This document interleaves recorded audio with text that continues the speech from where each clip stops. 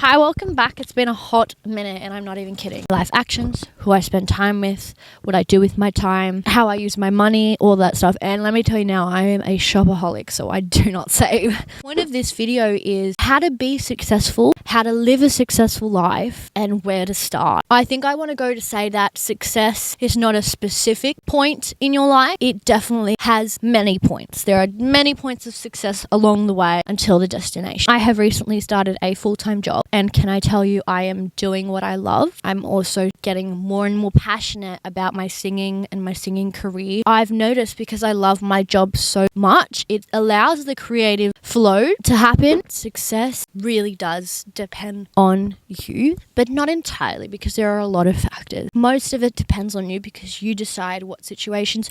Guys, there's a rainbow!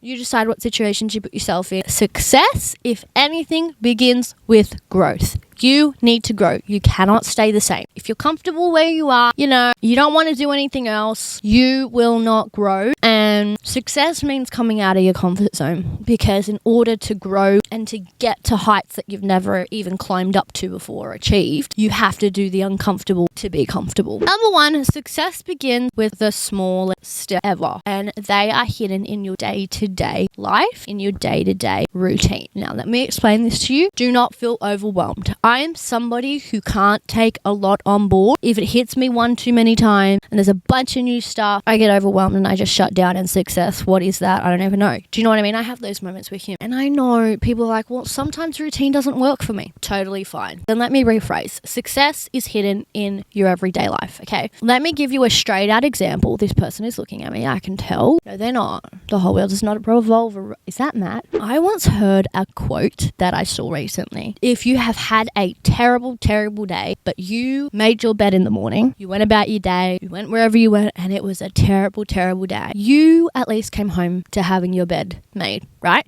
And isn't that such a positive thing? Isn't that something that just excites you? So it goes to show that the tiniest things in life, I am not much of a routine person, because for me, routine overwhelms me in the sense that it's oh, you have so many things to do and it's just overwhelming, and I just want to sit on my bed and I want to watch TikTok, right? I actually mentally get down in my head what I want to do rather than having a checklist, because sometimes the checklist is not the way to go for me. I romanticize my day-to-day because that is ideally the process of you getting to where you want to be. You want to wake up and do the things that are priority, right? If that means getting up, going for a run, that's a priority. If that means getting up and drinking water straight out of your bed, straight out of your bed's crazy. That's a priority, right? So those things you mentally know, that you have to do. It doesn't matter, rain, hail, or shine. You do those every morning. Success comes to those that are consistent. I've noticed for me that I am becoming a lot more passionate about YouTube, and I want to be more and more consistent. I have time now to actually post and edit and film. I need to be consistent if I want to grow a following and I want to grow a community, right? Your routine is created by you, so do not let anybody tell you what you need to or not need to do. I will give you a rough idea of what I do. So I'm a personal trainer, so I have to be up at 4 a.m, by the way. It's actually not that bad. I've got to be up tomorrow at 5 a.m. Woohoo! I don't mind it because it's just a really nice time to be awake, and I'm excited to do it in the summer. I wake up and I know that I only have half an hour to get out of the house, and in that half an hour, brush my teeth, my contacts in, cleanse my face, and then I make myself a coffee, and then I head out, and I get that all done in half an hour. That is all I need to do to get myself started on the right foot in the morning. And then when I'm in the car, I have my face moisturizer, so I moisturize when I'm stopping at the lights. I put some lip gloss on or lip balm. It really works, and it's practical. You want to make it practical. Now, you're probably like, well, Macrina, I have no idea. The secret that nobody's telling you. If you have no idea, number one, you need to stop saying you have no idea, because at this moment and this point in time, it means that you need to grab a piece of paper and a pen. You need to sit your bum down on the chair, and you need to write down your goals. Now, you're like, oh my God, I have so many goals. I have goals at age 50, I have goals at age 70, I have goals from 3 years ago that I never got. You break it up into different components, and I'm going to help you.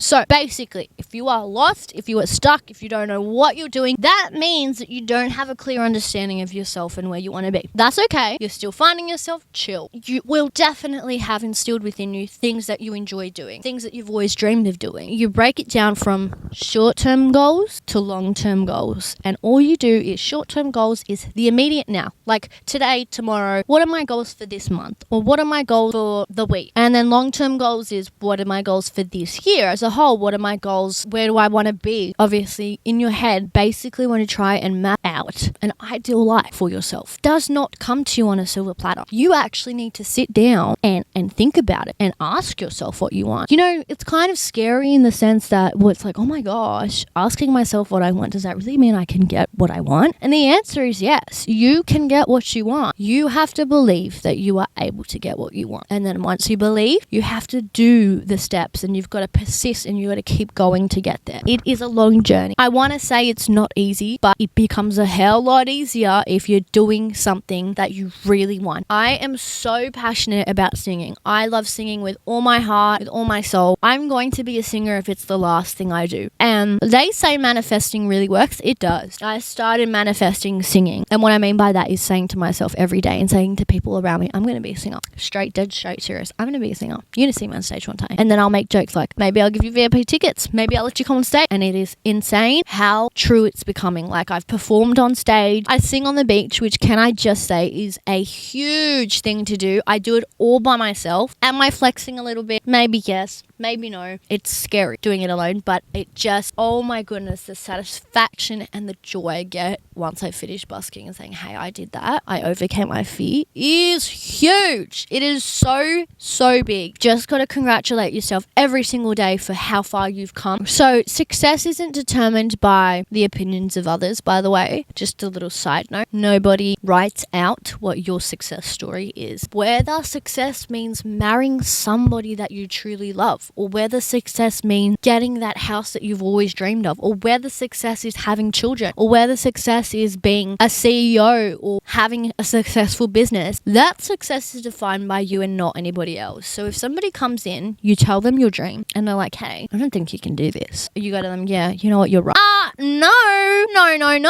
There's no success story then if you turn down what could have been. I saw a quote recently that said, do you want to die not knowing? And that just gave me shivers down my spine. If you have this thought that lingers in you, or you have a way of life that you know that in your heart you want to do, and it just makes so much sense, and you never ever listen to it, you shove it to the back of your mind. When your days come to an end and your life comes to an end, do you want to have that fear of regret? Like, hey, I never got to do that. I wonder what would my life have been if I went for it. Oh my goodness, can I just say now, that should be enough to drive you. That scares me, and that drives me all the way, because it's like, for me, I need to try. I need to give this credit to myself. I need to try. I just want to say, it's been a short video. My brain is like, I'm tired. Don't listen to what your parents have to say. You're probably going to be like, are you crazy? Listen to what your family and your parents and the people you love, what they have to say, but do not let what they say determine what you do. You can listen, you can take it all in, let it see if it aligns with how you feel and think, and if it does or it doesn't, you don't let it define what happens in your life and where you want to go. You make that decision. It is your life. You are born alone and you will die alone. As scary as that sounds, it's the truth, but there's also a peace in that it's just you, yourself, and you, and you got to have your back. You deserve to have a good life. You really do. And I don't know why there was this